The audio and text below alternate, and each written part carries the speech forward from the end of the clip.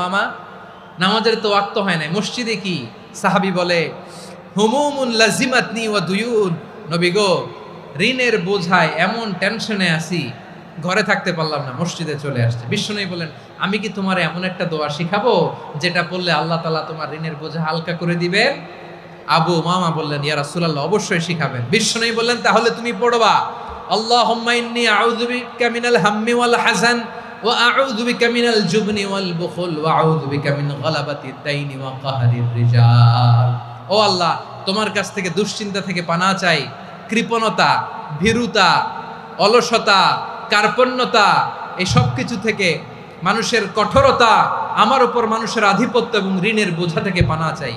এই দোয়াটা যখন বিশ্বনবী শিখাই দিলেন, আবু মামা বারবার এই দোয়া পড়েন, আল্লাহুম্মা ইন্নী আউযু বিকা মিনাল হাম্মি ওয়াল হাযান ওয়া আউযু বিকা মিনাল আজজি ওয়াল কাসাল ওয়া আউযু বিকা মিনাল জুবনি ওয়াল বুখল ওয়া আউযু বিকা মিন গালাবাতিদ দাইনি ওয়া কাহরির রিজাল। আবু মামা বলে এই দোয়া আমি পড়তে লাগলাম। কিছুদিন পরে দেখা গেল বিশ্বনবীর শেখানো এই দোয়ার বদৌলতে আল্লাহ তাআলা আমার সব ঋণ পরিশোধের ব্যবস্থা করে দিয়েছেন। পড়বেন। আমার প্রিয় পটুয়াখালীর ভাইয়েরা, বিশ্বনবীর জামাতা সাইয়্যিদিনা আলী রাদিয়াল্লাহু তাআলা আনহুর কাছে এক লোক এসে বলে, হে আলী, ঋণের বোঝায় আমি জর্জরিত, আমার কিছু অর্থ দিয়ে সাহায্য করো। সাইয়্যিদিনা আলী রাদিয়াল্লাহু তাআলা আনহু বললেন, আমি কি তোমার এমন একটা দোয়া শিখাবো যেটা বিশ্বনবী আমাদের শিখিয়েছেন?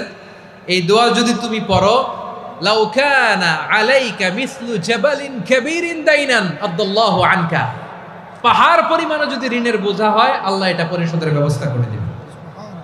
ছোট্ট একটা দোয়া বিশ্বনবী শিখালেন, বললেন তুমি পড়বা আল্লাহুম্মা কফিনি বিহালালিকা আন হারামিকা ওয়া আগনিনি বিফাদলিকা আম্মান সিওয়াক। মুখস্থ আছে? হ্যাঁ আছে। আল্লাহুম্মা কফিনি বিহালালিকা আন হারামিক, আল্লাহ তোমার হালাল দিয়ে আমাকে পরিতুষ্ট করো, হারাম থেকে বাঁচিয়ে রাখো, আর তোমার অনুগ্রহে মানুষের মুখাপেক্ষী যেন আমি না হই, আমি যেন সবসময় তোমার মুখাপেক্ষী হয়, ওই তৌফিক দিও। সুবহানাল্লাহ পড়েন। এই দোয়া বেশি বেশি পড়লে ঋণের বোঝা হালকা করে দিবে কে? তাহলে প্রিয় ভাইয়েরা, বিপদে পড়লেই প্রথমে কি পড়বেন? পটুয়াখালী ভুইলা গেছে। বিপদে পড়লেই প্রথমে ইন্না লিল্লাহ কি বলে নিজেকে আল্লাহর কাছে সঁপে দিতে হয়? হাসবুনাল্লাহ। চরম বিপদে দেয়ালে পিঠ থেকে গেছে, তখন লা ইলাহা ইল্লা আনতা সুবহানাকা ইন্নী কুনতু মিনাজ জালিমিন। এরপরে লা ইলাহা ইল্লাল্লাহুল আযীমুল হালিম, এই দোয়া।